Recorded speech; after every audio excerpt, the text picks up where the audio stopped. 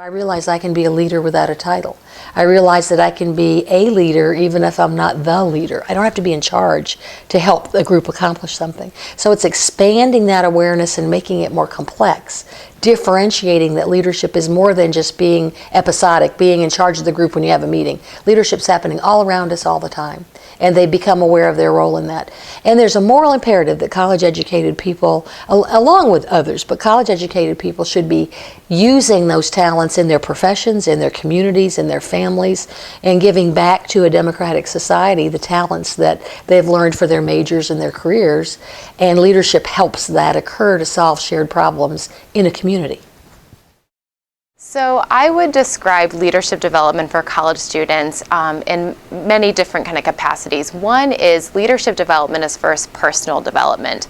You can't lead others until you first lead yourself. And so when you think about it that way, that's really students reflecting and understanding their strengths, their passions, what is their purpose, what do they love more than anything else, and then for them to take that into how they work with others. So that's an important capacity, is to understand people from backgrounds different than your own and to develop those cultural competencies and team building skills and the ability to motivate others, collaborate with others, empower others. So all of that is really important, not only for their personal development, but then for how that translates into their success in the classroom and teamwork projects, as well as when they graduate, whether it's through their internships or their jobs after graduation, or if they go to graduate school.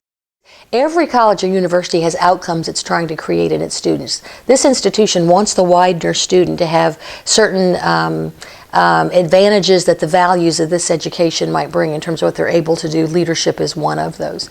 That outcome happens across the whole environment. It happens in the curriculum as well as the co-curriculum.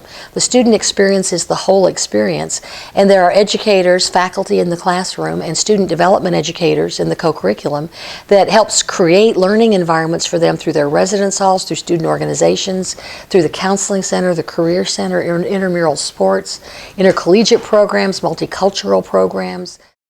Widener offers many opportunities for students to develop their leadership skills and competencies. In fact, two of the four goals that Widener has is for students to develop the competencies and characteristics of professional and civic leadership, as well as responsible citizenship. From outside the classroom during orientation, from being involved in the student organizations and Greek organizations, from in the classroom work, there's lots of ways for students to develop those skills and competencies and characters. I am so impressed with the values, mission-driven institution that believes in engaging in the community around it, and a liberal arts college that has applied professional programs where they want students to be leaders in their world and in their communities, and faculty across the disciplines and student affairs professionals across campus coming together to figure out how a student learns leadership as an outcome of college.